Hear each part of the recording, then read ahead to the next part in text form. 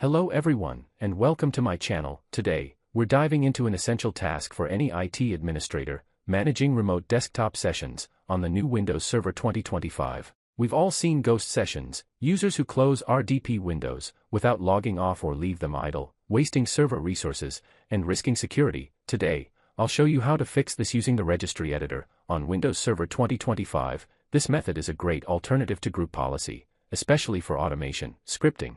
Okay, let's get started quickly. Press the Windows plus R keys to open the Run window, and type regedit, and click the OK button. This will of course open the Registry Editor. Once the editor is open, we need to navigate through a specific path. In the folder tree on the left, open the same path shown on your screen. To make it easier, I've also included the full text in the video description below, so you can copy and paste it into your address bar.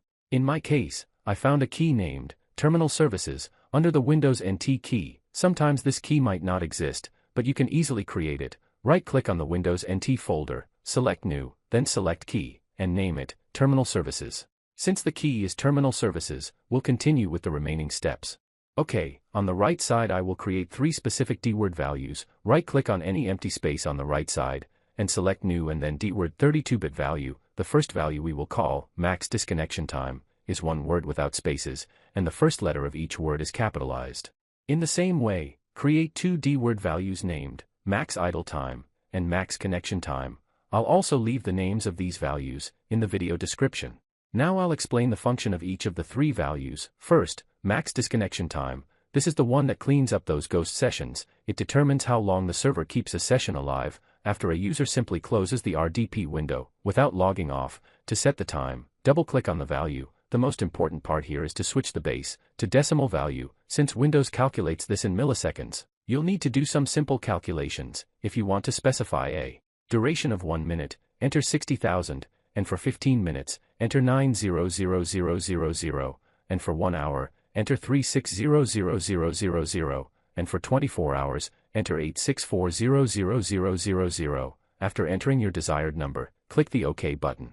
I will set it to 15 minutes, so I will enter the number 900,000. And second, MaxIdleTime. This handles users who are still connected, but haven't moved their mouse or typed anything for a while. It's great for freeing up resources from abandoned but active connections. You can also adjust the time in the same way we did with the MaxDisconnectionTime value. And third, MaxConnectionTime. This is your absolute limit. It sets the total duration a session can last from the moment of login, regardless of whether the user is active or not. These settings give us complete control over how long remote desktop sessions remain active on our server. You can now close the Registry Editor. Of course, the new settings are automatically applied to new sessions, but current users must log out and then log back in for the changes to take effect.